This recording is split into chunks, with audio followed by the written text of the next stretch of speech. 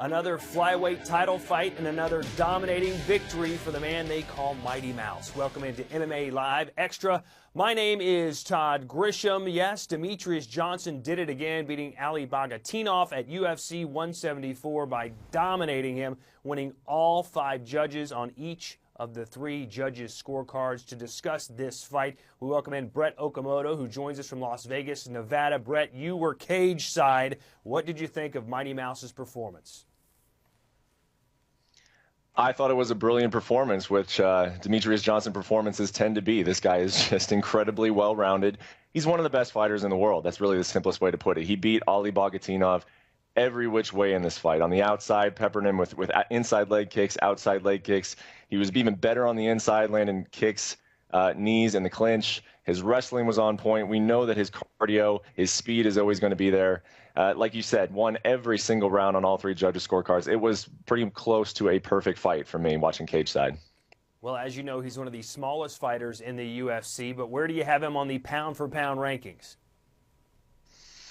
I have Demetrious Johnson as number 3 on my pound-for-pound list. Ahead of him, I have John Jones, and I have Jose Aldo. And for me, those are the 3 guys. If you're talking about the best fighter in the world, it comes from one of those 3. There are other guys, obviously, who are on the pound-for-pound list, who are incredible fighters. Chris Weidman, Cain Velasquez, terrific fighters. But for me, the guys who really put me in awe and say this is the best fighter in the world, it comes from one of those top guys, John Jones, Aldo, and Demetrious Johnson.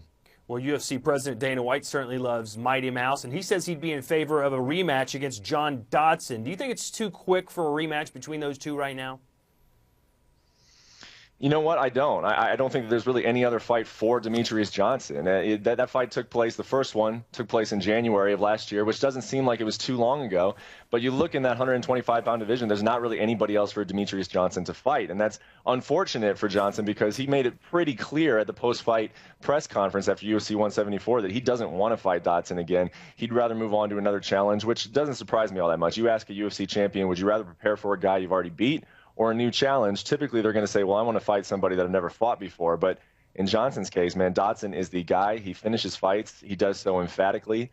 And he is the number 1 contender. He's deserving of it. He's the number 2 guy in that division. That's the fight that I think will be next for Johnson.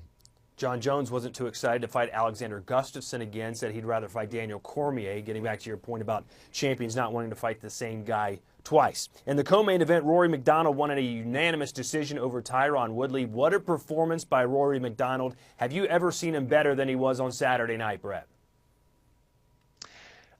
You know, I wouldn't necessarily call this Rory MacDonald's best performance of his career, but it was a fight in which he had to be on point. You know, he couldn't make any mistakes against a guy who was, we all know, very explosive in Tyron Woodley, who can change a fight in an instant with that right hand. And Rory just never gave him the opportunity to do so. He basically neutralized him the entire time. And I got to say, comparisons between Rory MacDonald and George St. Pierre, they're getting tiresome. Everybody's sick of them.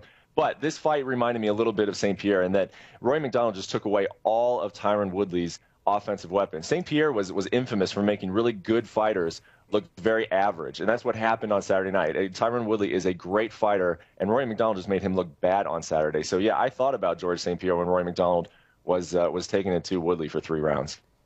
That fight was supposed to be a title eliminator, and yet it sort of wasn't. Matt Brown versus Robbie Lawler. The winner of that is supposed to fight Big Rig Johnny Hendricks next. Who would you like to see up next for Rory MacDonald, Brett?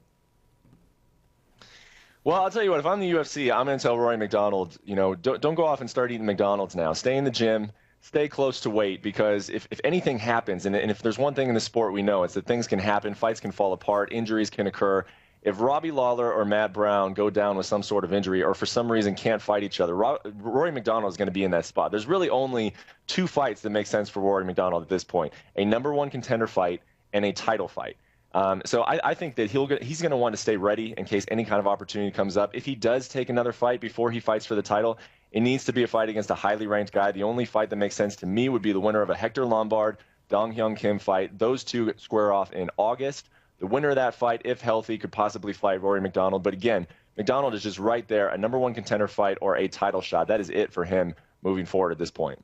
Rory MacDonald also said in his post-fight press conference to let Dana White know that if the Robbie Lawler-Matt Brown fight was really boring, he'd be ready to step in and square off against Johnny Hendricks. Brett Okamoto, thanks for your time as always, and make sure you keep it tuned right here to ESPN.com/MMA for all the latest news and notes from the world of mixed martial arts. Until next time, I'm Todd Grisham. Keep fighting.